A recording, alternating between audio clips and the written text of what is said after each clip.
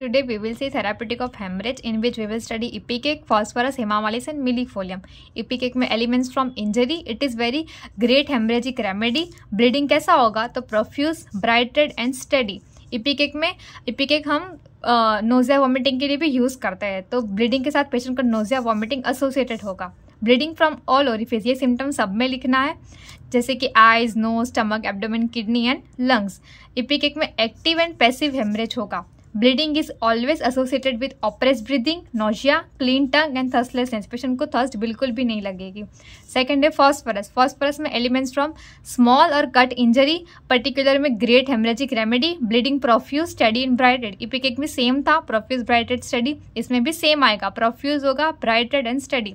Bleeding from all orifice. Phosphorus में characteristic symptom है कि पेशेंट को प्रोफ्यूज वाटरी ब्लीडिंग होगा. Bright red, fluid like flow, freely oozing. Fluid जैसा होगा और वो फ्रीली फ्लो करेगा और पेशेंट को क्लॉट होने में लॉन्ग टाइम लगेगा. Small wound, bleeding much. अगर पेशेंट को थोड़ा भी कट होगा तो उसमें बहुत सारा ब्लीडिंग पेशेंट को होगा. Third hamamelis. हेमामेलिस में elements from burns and injury, particular में हेमामेलिस और मिलीफोलियम में दोनों वेनस सिस्टम पे एक्ट करेगी. Hamamelis also called as aconite of venous system. इसमें ब्लीडिंग पैसिव हेमरेज होगा और डार्क और क्लॉटेड होगा. ये दोनों में ब्राइट रेड था, इसमें डार्क क्लॉट आएगा.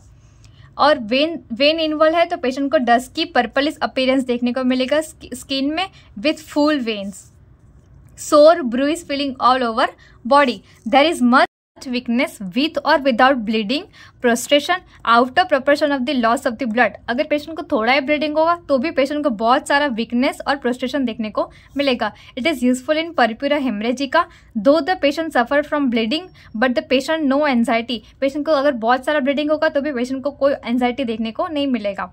ब्लीडिंग कहाँ से होगा तो varicose vein, haemorrhage and tooth extraction. After patient को ब्लीडिंग देखने को मिलेगा. फोर्थ है मिलीफोलियम. मिलीफोलियम में elements from fall, bladder injury, miscarriage. हम लोग इसको मोस्टली फीमेल में यूज करते हैं, तो इसमें पीपीएच भी आएगा और मेनोरेजिया भी आएगा. इट इज मिलीफोलियम भी हेमामेलिस के जैसे विनस सिस्टम पे एक्ट करेगा, लेकिन इसमें ब्लीडिंग प्रोफ्यूज, ब्राइट रेड होगा.